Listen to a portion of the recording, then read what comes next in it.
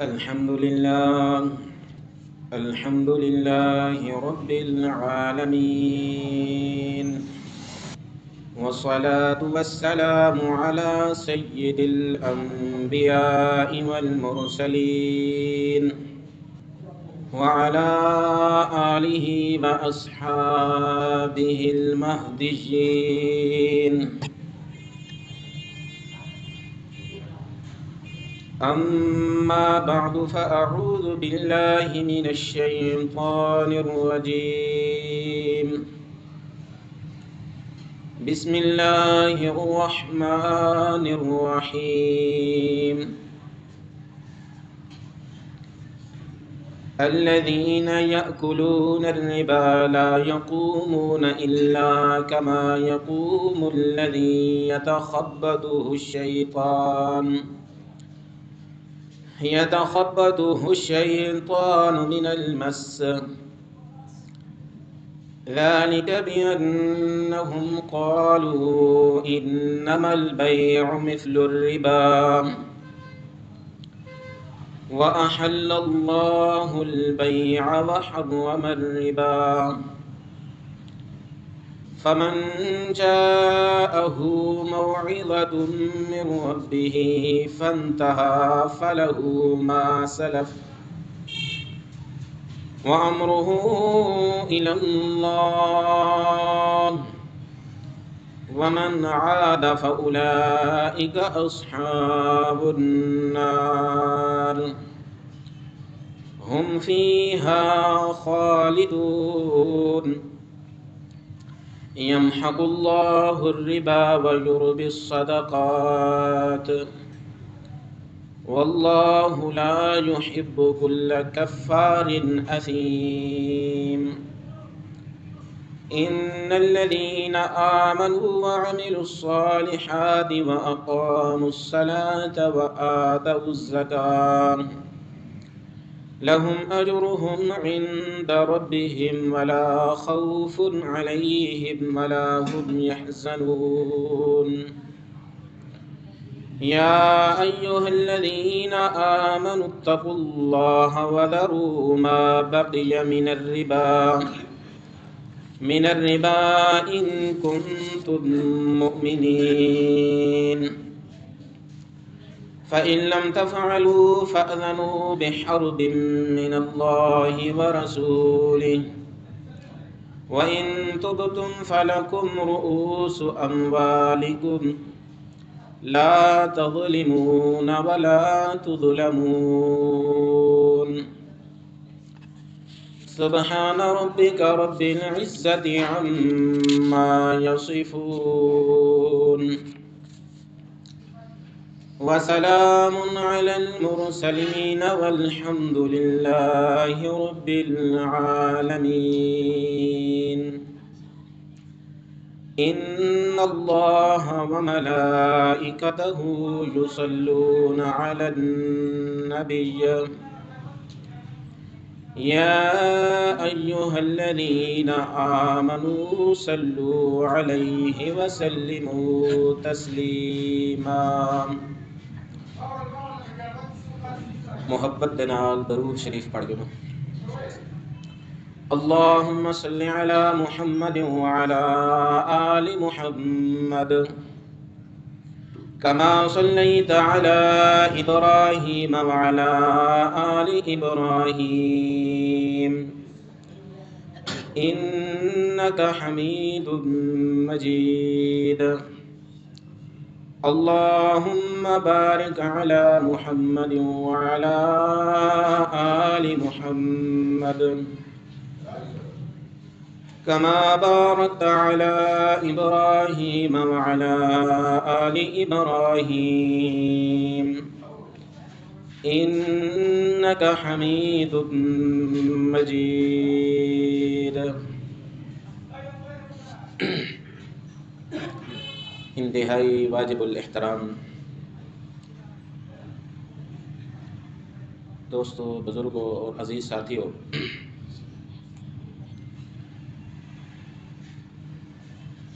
اسلام الحمدللہ ایک ایسا مذہب ہے کہ دنیا کے دوسرے مذاہب کی طرح یہ عبادت خانے تک بند نہیں ہے، مسجد تک بند نہیں ہے، گھر کی چار دیواری تک بند نہیں ہے۔ اللہ کا لاکھ لاکھ شکر ہے، جتنا رب کا شکر ادا کیا جائے کم ہے کہ اس نے ہمیں دونوں جہانوں کی سب سے بڑی نعمت اسلام مذہب ہمیں عطا کر کے ہمارے اوپر فرمائی ہے۔ الحمدللہ، یا اللہ تیرا لاکھ لاکھ شکر ہے کہ تو نے ہمیں اسلام جیسی دولت سے نوازا۔ تو اسلام ایک نظام حیات ہے، دستور حیات ہے، پوری زندگی گزارنے کا ایک آئین اور قانون دیتا ہے۔ یہ نہیں ہے کہ جس طرح دنیا کے دوسرے مذاہب وہ صرف ہفتے میں ایک دن یا 2 دن کہ عبادت خانے میں جاؤ اور مخصوص دن مخصوص عبادت کرو، ہفتے کے باقی دن تم آزاد ہو مذہب سے۔ اسلام ایسا مذہب نہیں ہے، عبادت خانے تک محدود نہیں ہے، بلکہ زندگی کے ہر موڑ پر، زندگی کے ہر قدم پر، وہ ہم مسجد میں ہوں، گھر میں ہوں، بازار میں ہوں، یا بیت الخلاء میں داخل ہو رہے ہوں، بیت الخلاء سے نکل رہے ہوں، اپنی روزی کمانے کے لیے دن کو گھر سے نکلیں، روزی کما کر واپس آئیں، ان سب زندگی کے حصوں پر اسلام ہماری رہنمائی کرتا ہے کہ آپ نے مسجد میں کیا کرنا ہے، کیا آداب ہیں، مسجد میں کیسے داخل ہونا ہے آپ نے، اور مسجد سے آپ نے کیسے نکلنا ہے، گھر میں آپ نے کیسے داخل ہونا ہے، گھر والوں کے ساتھ آپ نے کیسا رویہ اور سلوک رکھنا ہے۔ اور جب آپ صبح کے وقت گھر سے نکلتے ہیں تو آپ مذہب سے آزاد نہیں ہیں کہ آپ کہیں میں بازار میں جا کر اپنی مرضی سے کماؤں گا، نہیں، کوئی مرضی نہیں ہے۔ جب مسلمان ہو گئے تو اسلام سکھاتا ہے کہ باہر نکل کر بازار میں جا کر، منڈی میں جا کر کن اصولوں کو تم نے اپنانا ہے، کن ضوابط کو آپ نے اپنانا ہے۔ ان اصولوں پہ چلو گے تو تمہارے لیے تمہارا رزق حلال ہوگا، پاک ہوگا۔ اگر ان اصولوں کی تم پاسداری نہیں کرو گے تو تمہارا رزق حلال نہیں ہوگا، پاک نہیں ہوگا۔ اور جب رزق حلال نہیں ہوگا تو کتنے نتائج ہوں گے جن کے اثرات برے مرتب ہوں گے، نقصان دہ اثرات ہوں گے۔ کمانے کے بعد آپ نے اپنے روزی کو، اپنے رزق کو، اپنے پیسے کو، اپنے مال کو، اپنے دولت کو کیسے استعمال کرنا ہے، اس میں بھی اسلام آزاد نہیں چھوڑتا۔ اس میں بھی اسلام نے قیود لگائی ہیں، حدیں لگائی ہیں۔ مال تیرا ہے، دیا اللہ نے ہے، فرمایا کہ تیری مرضی نہیں ہے۔ جس طرح اسلام کہتا ہے جس موڑ پر خرچ کرنے کا وہاں خرچ کرو، اور جہاں اسلام خرچ کرنے سے روکتا ہے وہاں پر خرچ نہیں کرنا۔ تو یہ چیزیں، یعنی اسلام الحمدللہ پوری زندگی کے نظام پر حاوی ہے۔ زندگی کا کوئی ایسا لمحہ نہیں ہے، کوئی ایسا گوشہ نہیں ہے جہاں اسلام ہماری رہنمائی نہ کرے۔ تو آج جو میں نے آپ کے سامنے قرآن مجید کی سورۃ البقرہ کی چند آیات کریمہ تلاوت کی ہے، ان میں بھی اسلام تجارت کے زبردست اصول بیان فرماتا ہے، اور یہ اصول اور قانون نافذ کرنے سے پہلے اسلام مالدار لوگوں کے دلوں میں، سرمایہ داروں کے دلوں میں اپنے غریب مسلمان کی محبت پیدا کرتا ہے کہ یہ قانون نافذ بعد میں ہوں گے، لیکن پہلے اسلام تربیت کرتا ہے۔ کیسے تربیت کرتا ہے؟ زبردست انداز ہے اسلام کی تربیت کا۔ پیارے پیغمبر حضرت محمد الرسول اللہ صلی اللہ تعالی علیہ وعلی آلہ واصحابہ وسلم کا ذہنوں کے اندر جو نجاستیں ہیں ان کو بھی پاک کیا، نظریات کی نجاست اور جو سینے کی نجاستیں ہیں، سینے کی بیماریاں ہیں، ان کو بھی پاک کیا، سنوارا۔ مالدار لوگوں کو یوں نہیں چھوڑا جس طرح دنیا کے اندر نظام چل رہے ہیں۔ ایک نظام ہے اشتراکی نظام کہ جی کماؤ، لوگ کمائیں لیکن اپنی محنت کے مالک نہیں ہیں، ان کی محنت پر قبضہ ہوگا حکومت کا۔ اسلام اس چیز کو ظلم قرار دیتا ہے کہ نہیں، جو بندہ کماتا ہے جائز طریقے سے، ہر بندے کو کمانے کا حق ہے، اور جو چیز کماتا ہے اس کی ملکیت پر اس کا حق ہے۔ یہ روسی چینی نظام، اشتراکی نظام، اس چیز کی اسلام نفی کرتا ہے۔ اور دوسرا نظام ہے سرمایہ دارانہ کہ بس دولت ایک سرمایہ دار کے پاس سمٹ کر رہا جائے اور غریب آدمی بھوکا مرتا رہے۔ اسلام اس چیز کی بھی نفی کرتا ہے۔ اسلام ایک معتدل نظام دیتا ہے، درمیانہ نظام دیتا ہے۔ اسلام اصول بتاتا ہے کہ بھائی ہر ایک کو کمانے کا حق ہے، لیکن اس کمانے کے اصول اسلام بتاتا ہے۔ آزاد نہیں چھوڑتا، بھائی کمانا ہے آپ نے، لیکن ان اصولوں پر رہ کر آپ نے کمانا ہے۔ آپ نے بددیانتی نہیں کرنی، آپ نے کسی کے ساتھ مال کے لین دین میں کمی بیشی نہیں کرنی، ناپ تول کے اندر تطفیف نہیں کرنی، کمی بیشی نہیں کرنی، جھوٹ بول کر آپ نے سودا نہیں بیچنا، غصب نہیں کرنا، کسی کا مال کسی سے چھیننا نہیں ہے، کسی کے مال کو اگر وہ اپنے مال سے غافل ہے تو اس کا مال چرانا نہیں ہے، چوری نہیں کرنی۔ تو یہ اسلام اصول ذکر کرتا ہے کہ بھائی تم نے کمانا ہے تو سچ بولو کہ میرے اس چیز کے اندر، جس چیز کو میں بیچ رہا ہوں، جس چیز کا میں سودا کر رہا ہوں، اس کے اندر یہ خوبیاں ہیں، اس کے اندر یہ عیب ہے، بتاؤ گاہک کو۔ اگر نہیں بتاؤ گے تو عیب کے بغیر جتنی قیمت ہے اس چیز کی اور عیب کے ساتھ آپ اس قیمت پر دے رہے ہیں تو وہ قیمت آپ کے لیے، وہ ثمن آپ کے لیے جائز نہیں ہے، حرام ہے۔ جھوٹ بول کے بیچ رہے ہیں، بھائی میں نے یہ چیز مجھے اتنے کی پڑی نہیں ہے خود، حالانکہ آپ جھوٹ بول رہے ہیں سودا بیچنے کے لیے، تو آپ کے مال میں برکت نہیں ہوگی۔ اسلام اس طرح جھوٹ سے، بددیانتی سے منع کرتا ہے۔ اسلام امیر کے مال کے اندر غریب کا حق رکھتا ہے کہ دیکھو پیدا کس نے کیا؟ تاجر کو اللہ نے پیدا کیا۔ تاجر کا خالق کون ہے؟ اللہ ہے۔ اور تاجر جس چیز کی تجارت کر رہا ہے اس کا خالق کون ہے؟ اس کا بھی اللہ ہے۔ تاجر کا مالک کون ہے؟ تاجر پر اپنی جسم پر اپنی مرضی نہیں چلتی، ایک آن کا بھی پتہ نہیں ہے۔ جب اللہ کا امر آ جائے یہ تو کہتا ہے کہ میں بڑا ماہر ہوں کمانے میں، فرمایا کہ نہیں، تیرے ذہن پر، تیرے جسم پر اپنی مرضی نہیں ہے، رب کی مرضی ہے۔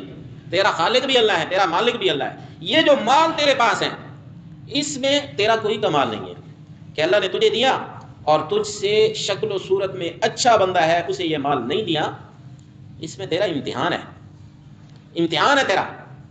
تیرا خالق، مالک، تیرے مال کا خالق اور مالک اللہ ہے۔ تو فرمایا کہ یہ مال اللہ نے تجھے دیا ہے، اللہ نے دنیا میں تجھے اس کا عارضی مالک بنایا ہے، حقیقی مالک تو اللہ خود ہے، عارضی مالک اللہ نے تجھے بنایا ہے۔ پھر اللہ فرماتے ہیں اے اللہ کے بندو، اگر میرے محبوب، میرے پسندیدہ بننا چاہتے ہو تو میرے دیے ہوئے مال میں سے جو میں نے آپ کو دیا ہے، ہم نے آپ کو دیا، اس میں سے کچھ خرچ کرو، اس میں سے کچھ خرچ کرو۔ مولا کہاں خرچ کریں؟ اللہ فرماتے مجھے قرضہ دے دو، ان تقرضوا اللہ قرضا حسنا، لوگو اللہ کو قرضہ دے دو، قرض حسنا۔ مولا مالک بھی تو، خالق بھی تو، رازق بھی تو، میں بھی تیرا مالک، مال بھی تیرا، مال کا مالک بھی تو ہے، اور پھر تو قرضہ مانگتا ہے، کیسے دے تجھ کو؟ زمین کا بھی تو مالک ہے، زمین کے اندر جتنے خزانے ہیں ان کا بھی تو مالک ہے، آسمان کا بھی تو مالک ہے، آسمان کی مخلوقات کا بھی تو مالک ہے، زمین و آسمان کے خزانہ کا تو مالک ہے، عرش کا، فرش کا، ہر چیز تیرے اختیار اور قبضے میں ہے۔ مولا تو قرضہ مانگتا ہے؟ فرمایا ہاں میں قرضہ مانگتا ہوں، مجھے قرضہ دو، قرض حسنہ دو۔ آپ کے اڑوس پڑوس میں، آپ کے محلے میں، آپ کے شہر میں غریب افراد رہتے ہیں، محتاج افراد رہتے ہیں، مسکین رہتے ہیں، بیوہ رہتے ہیں، مجاہدین رہتے ہیں، طلباء مدارس میں پڑھ رہے ہیں، جاؤ اپنے مال میں سے کچھ مخصوص حصہ نکال کر ان پر خرچ کرو، میں اللہ کی رحمتیں تمہارے اوپر برسنے لگ جائیں گی، میں اللہ تمہارے مال کے اندر برکت پیدا کر دوں گا، میں اللہ غنی، فرمایا میں بے پرواہ ہوں، مجھے ضرورت نہیں ہے، لیکن میں قرضہ مانگ رہا ہوں غربا کے لیے، یتیموں کے لیے، مسکینوں کے لیے، بیواؤں کے لیے، محتاجوں کے لیے، مسافروں کے لیے، دین کے طالب علموں کے لیے، مجاہدین فی سبیل اللہ کے لیے۔ فرمایا وہاں خرچ کرو، خرچ کرو گے میں اللہ کی رحمت تمہارے اوپر نازل ہوگی، میں اللہ تمہارے اوپر اور اس طرح دنیا کی نعمتیں برساؤں گا، اس طرح نعمتوں کی فراوانیاں دوں گا اور تمہیں پریشانیوں سے بچاؤں گا۔ تو کس طرح تربیت! اسلام صرف قانون نہیں بتاتا کہ دنیاوی حکمرانوں کی طرح بھئی یہ قانون ہے یہ نافذ کر دو، اداروں کو کہو، نہیں، اسلام تربیت کرتا ہے، پہلے تربیت کرتا ہے، پھر قانون بتاتا ہے، پھر قانون پر سختی سے عمل کرواتا ہے۔ دیکھو کس طرح پیارے پیغمبر حضرت محمد الرسول اللہ صلی اللہ علیہ وسلم نے صحابہ اکرام کی تربیت کی۔ کون لوگ تھے؟ قبائل میں بٹے ہوئے، آپس میں خاندانی، ایک دوسرے پر فخر کرتے، شعر و اشعار پڑھتے، خون ریزیاں ہوتی، اپنے بڑوں کے بہادری کے قصے بیان کرتے، اور ان لوگوں کو کس طرح پیارے پیغمبر نے ذہنی تربیت کی۔ اور پھر یہی لوگ ان کی تربیت کے بعد جو اللہ نے قانون دیا، ان الحکم الا للہ، زمین اللہ کی، اس پر نظام بھی اللہ کا، پھر اللہ نے جو نظام دیا پیارے پیغمبر کو، کس طرح اس نظام کو سختی سے پوری دنیا پر نافذ کیا۔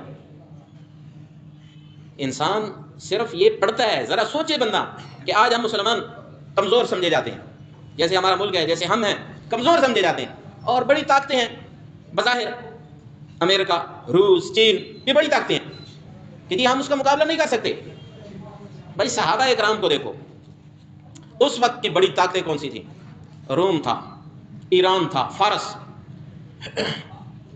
فارس کے ساتھ عراق، پھر رومی، یہ بڑی طاقتور قومیں تھیں، ان کے پاس سواریاں بھی زیادہ اور ہتھیار بھی زیادہ، اور مسلمان ان کے مقابلے میں مسلمانوں کو تو وقت ہی نہیں دیتے تھے کہ یہ قبائل میں بٹے رہیں اور ان کے اوپر یہ حکومت کرتے رہیں، ان کو آپس میں لڑا بھرا کر ان کے اوپر حکومت کریں۔ تو پھر اللہ نے ایمان کی قوت عطا فرمائی، کئی گنا افرادی قوت بھی ان کے پاس زیادہ، اسلحہ بھی زیادہ، مگر جب بڑے بڑے حکمرانوں کے پاس جاتے ہیں تو ان کو اسلام کی دعوت دیتے ہیں، بھائی اسلام لے آؤ، اسلام قبول نہیں کرتے تو جزیہ عطا کرو، ہم تمہارے مال اور جان کی حفاظت کریں گے، نظام ہمارا چلے گا۔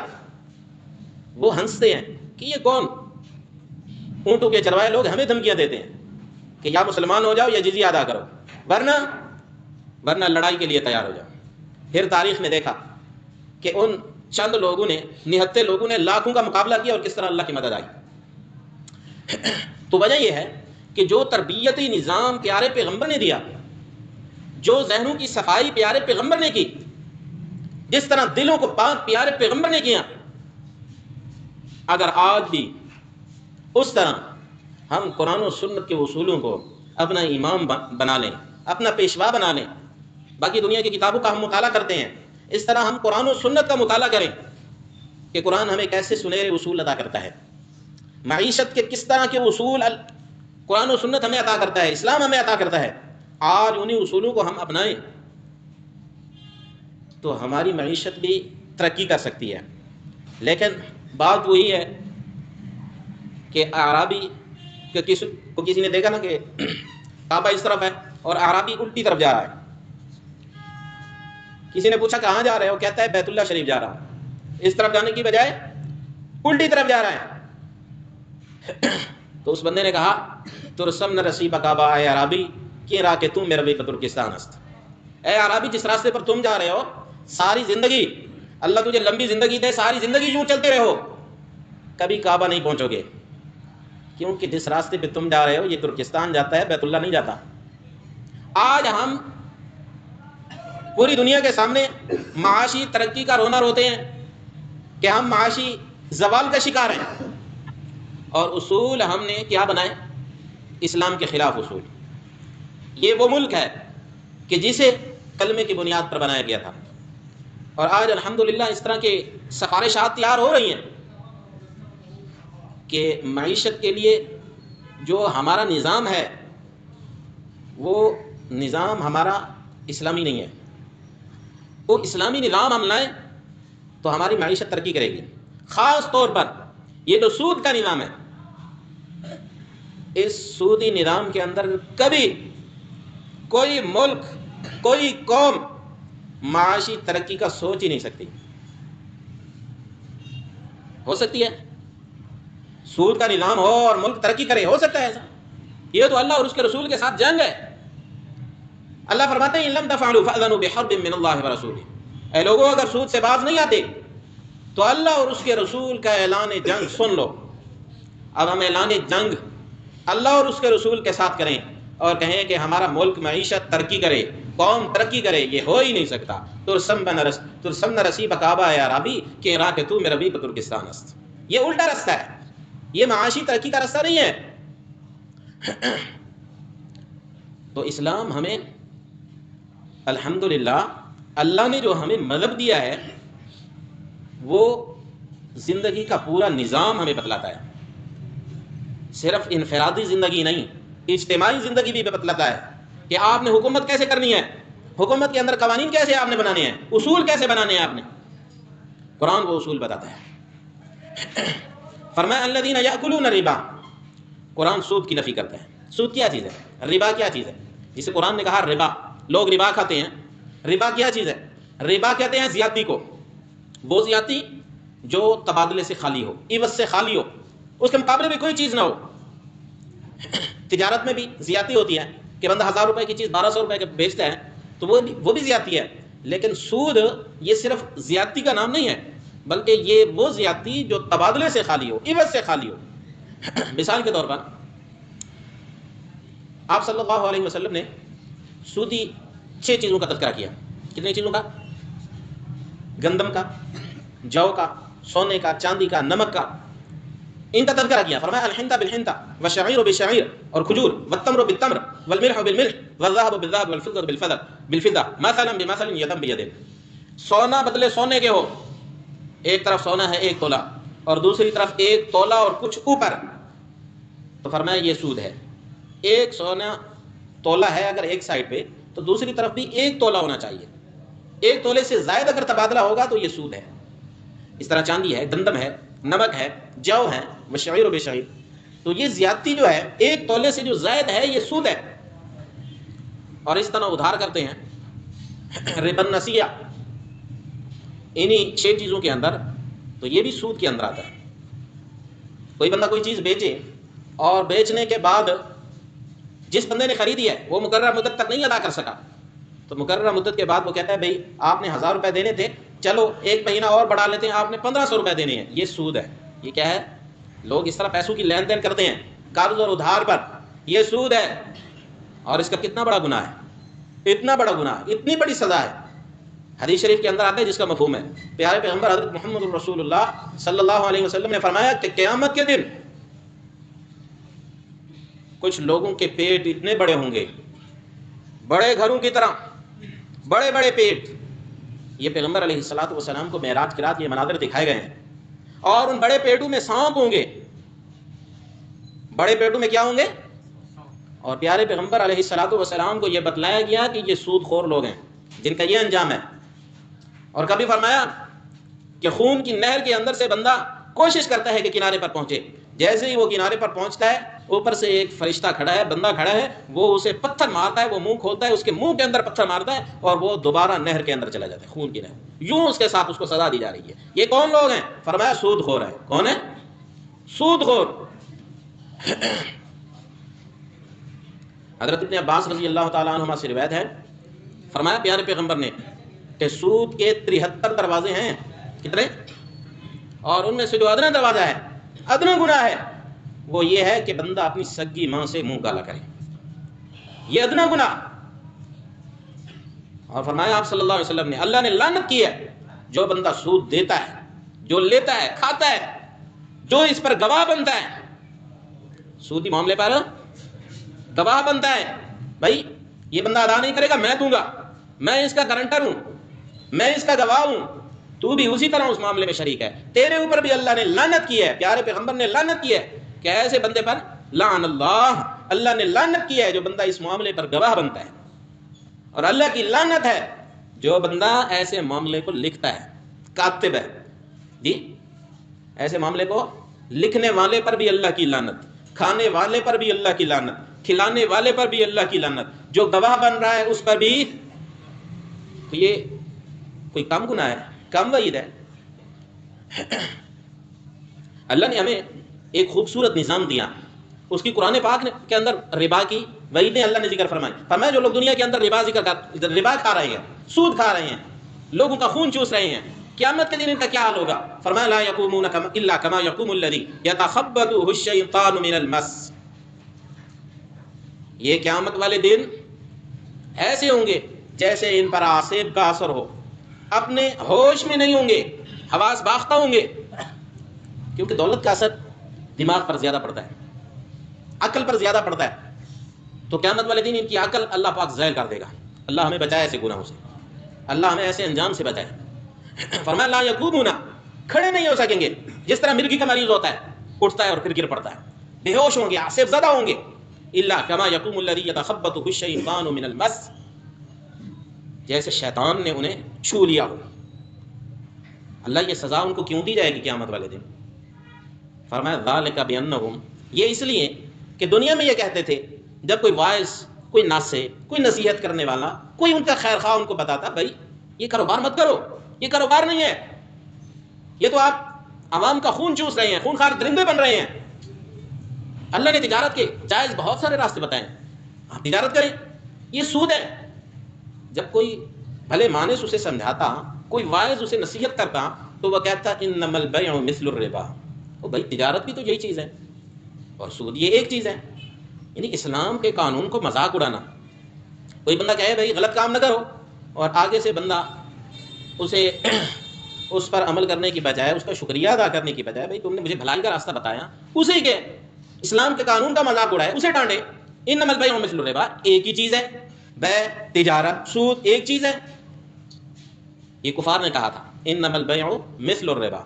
تو آج جو بھی اس طرح اسلام کے قانون کا مذاق اڑاتا ہے، کہتا ہے کہ سود بھی ایک چیز ہے، سود کے بغیر معاشی ترقی نہیں ہو سکتی، تو اسے بھی یہ انجام اپنا سوچ لینا چاہیے. بھائی دنیا کا نظام درم برم ہو سکتا ہے، لیکن قرآن کی بات، اللہ کی بات، اللہ کی قسم ہے ادھر ادھر نہیں ہو سکتی، پیارے پیغمبر کی بات ادھر ادھر نہیں ہو سکتی. تو اس لیے اسلام کے قانون کا مذاق نہیں اڑانا چاہیے. اگر کوئی واعظ نصیحت کر رہا ہے، نہیں مانتے، اس پر عمل نہیں کرتے، تو مذاق مت اڑاؤ، کیونکہ مذاق اڑانے کا انجام بہت برا ہے. ایک بدعملی ہے، بندہ عمل نہیں کر رہا، نماز نہیں پڑھ رہا، روزہ نہیں رکھ رہا، لیکن دل میں یہ کہتا ہے کہ بھائی میں غلط کام کر رہا ہوں. لیکن ایک بندہ ہے، اگر کوئی بندہ اسے کہتا ہے بھائی نماز پڑھو، اور وہ آگے سے مذاق اڑائے روزے کا، نماز کا، شاعر اللہ کا، پھر بندہ دائرہ اسلام سے خارج ہو جاتا ہے، ایسا بندہ مرتد ہو جاتا ہے. اللہ نے فرمایا کہ نہیں، سود اور ربا بیع ایک چیز نہیں ہے، تجارت اور ربا ایک چیز نہیں ہے. ربا کی میں نے آپ کو تعریف سمجھائی کہ ربا وہ چیز ہوتی ہے، سود وہ ہوتا ہے جو عوض سے خالی ہو. پھر ان 6 چیزوں کے اندر تبادلہ کرنا اور ان میں زیادتی یا کمی ہو تو یہ بھی سود ہے، اور ان کا ادھار کا لین دین کرنا یہ بھی سود ہے.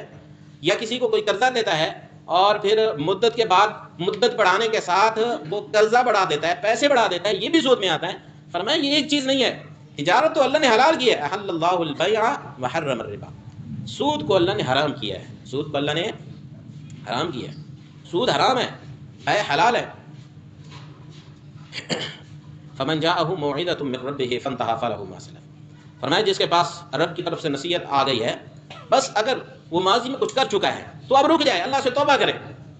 امرہ الی اللہ من عاد فاولئک اصحاب النار.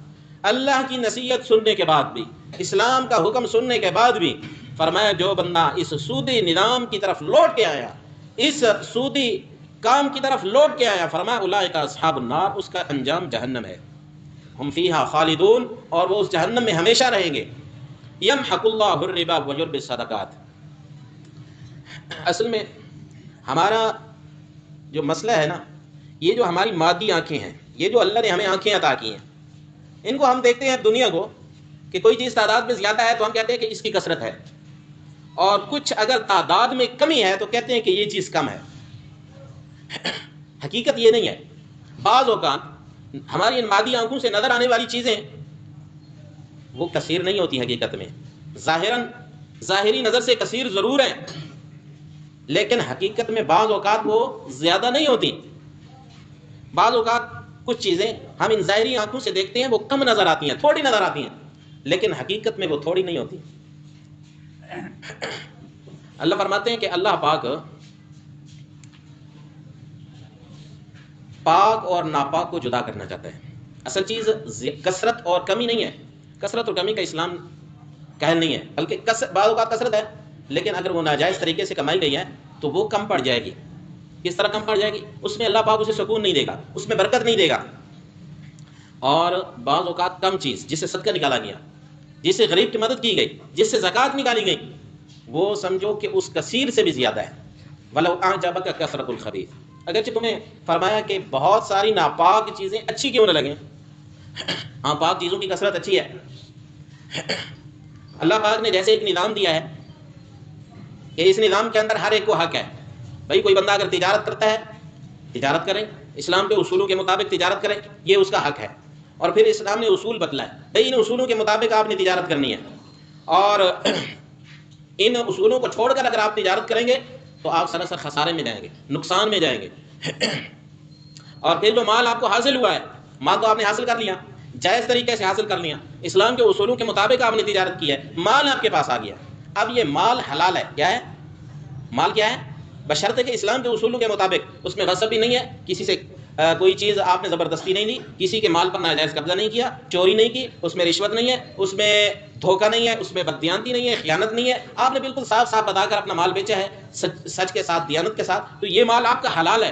لیکن یہ حلال مال پاک کب ہوگا؟ حلال مال حلال ہے، اس کو پھر پاک کرنا ہے، اس میں کچھ خباثت ہے، اس خباثت کو آپ نے نکالنا ہے۔ وہ کیسے نکلے گی؟ مال کیسے پاک ہوگا؟ اللہ اپنے پیغمبر کو حکم دیتا ہے، میرے پیغمبر ان صحابہ کرام سے خذ من اموالہم صدقۃ تطہرہم وتزکیہم بہا وصلی علیہم، ان کے مالوں سے میرے پیغمبر صدقات وصول کرو، زکوٰۃ وصول کرو۔ اسلام ربا کو ختم کرتا ہے، یمحق اللہ الربا ویربی الصدقات، فرمایا اللہ ربا کو مٹاتا ہے، ربا کو مٹاتا ہے۔ تم کہتے ہو ربا بڑھتا ہے، ربا سے مال بڑھتا ہے، سود سے مال۔ آج کل بہت ساری ایسی صورتیں ہیں جن کے پیچھے نوجوان نسل لگی ہوئی ہے، کوئی آن لائن مارکیٹنگ کر رہا ہے، تو کوئی لاٹری کی مربجہ صورتوں کے اندر، کوئی بیمہ کی صورتوں کے اندر، ہاں جی مربجہ صورتیں بہت ساری جن پر سود کا نام لگانے کی بجائے کوئی اور لیبل لگا دیا گیا، پرافٹ کے نام پر، انٹرسٹ کے نام پر، جی بیمہ کے نام پر، انشورنس کے نام پر، بانڈز کے نام پر، مختلف نام دیے گئے ہیں۔ کسی حرام جانور کو حلال جانور کا نام دے دیں، حلال ہو جائے گا، جی سور کا نام گائے رکھ دیں، حلال ہو جائے گی، سور حلال ہو جائے گا، خنزیر حلال ہو جائے گا۔ بھائی نام تبدیل کرنے سے حقیقت تبدیل نہیں ہو جاتی، ایک چیز کا آپ نام تبدیل کر دیں اس کی حقیقت نہیں تبدیل ہو جاتی۔ اب نوجوان نسل اس طرف لگی ہوئی ہے، لوگ جو ہے سوشل میڈیا پر دے رہے ہیں، بھائی کسی نے کام کرنا ہے، کسی نے پیسے بڑھانے ہیں۔ بھائی مال اگر بڑھانا ہے تو اسلام نے اصول بتلائے ہیں، حلال طریقے سے مال کماؤ، اس حلال میں برکت ہوگی۔ اور مال اگر زیادہ ہے آپ کے پاس، آپ تو سمجھ رہے ہیں کہ اس میں مال کی فراوانی ہے، لیکن آہستہ آہستہ وہ مال بھی مٹ جائے گا، آپ کے اندر سے انوارات بھی مٹ جائیں گے، اور اللہ نہ کرے کہیں بندہ یوں جاتے جاتے ایمان سے ہاتھ نہ دھو بیٹھے۔ یمحق اللہ الربا، اللہ ربا کو مٹاتا ہے۔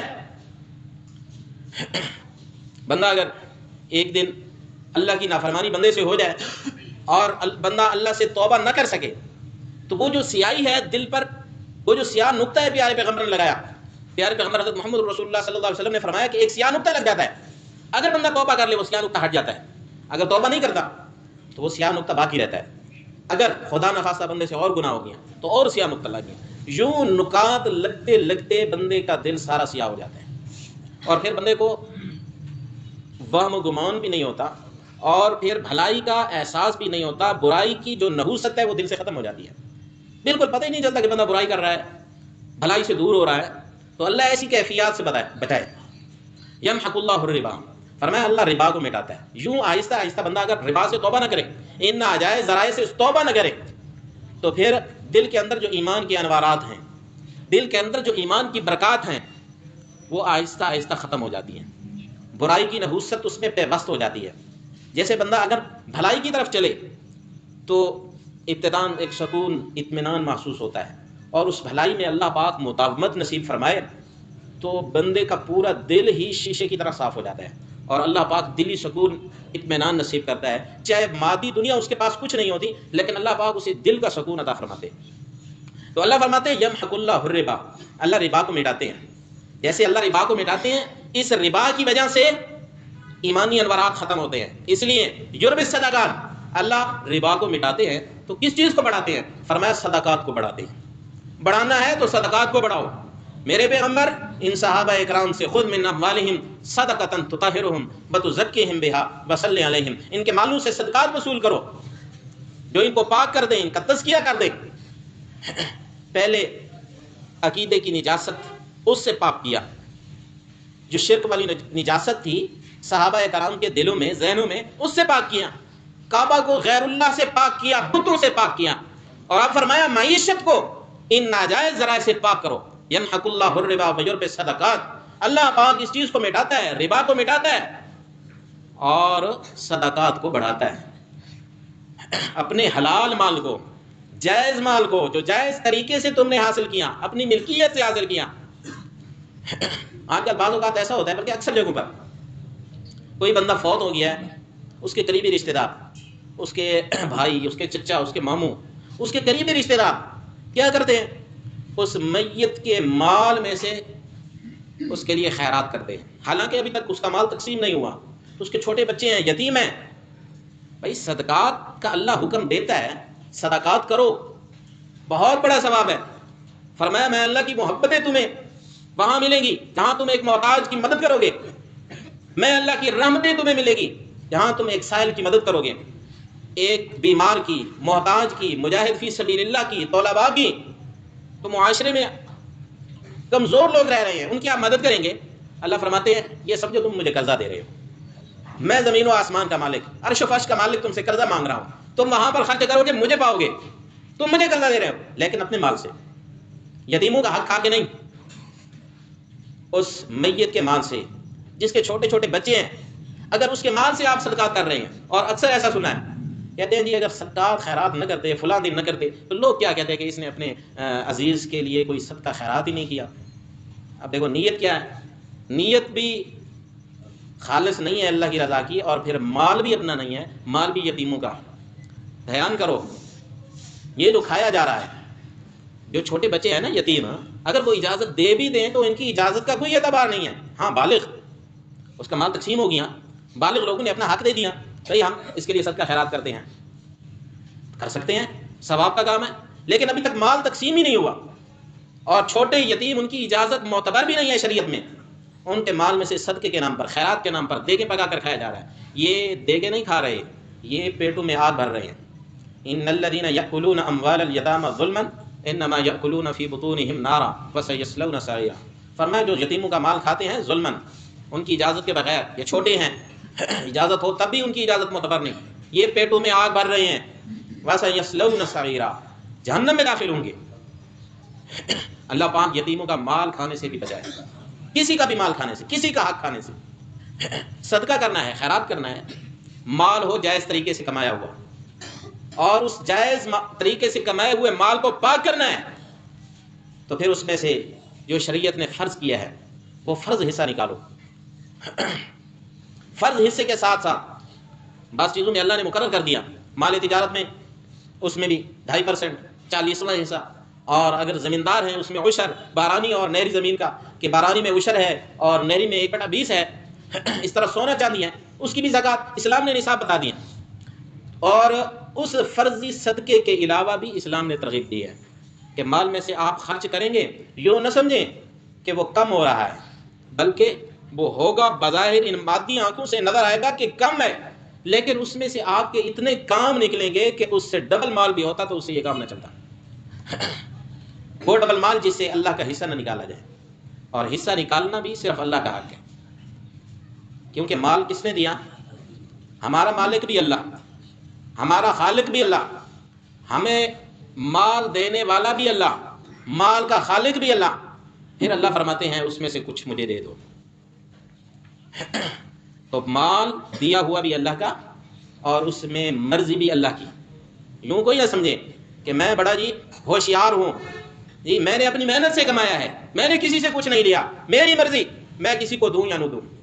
اور پھر نہیں، نہ تو تیری مرضی ہے، تجھ سے بھی اچھے لوگ ہیں شکل و صورت میں بھی، ذہن میں بھی، دماغ میں بھی، لیکن اللہ نے ان کو نہیں دیا، ان کو نہ دیا، اس میں ان کا امتحان ہے، اور تجھے دے دیا، دے کر اللہ تیرا امتحان کر رہا ہے کہ اس مال میں سے میرا حصہ نکالتا ہے کہ نہیں نکالتا، مجھے راضی کرتا ہے کہ نہیں کرتا۔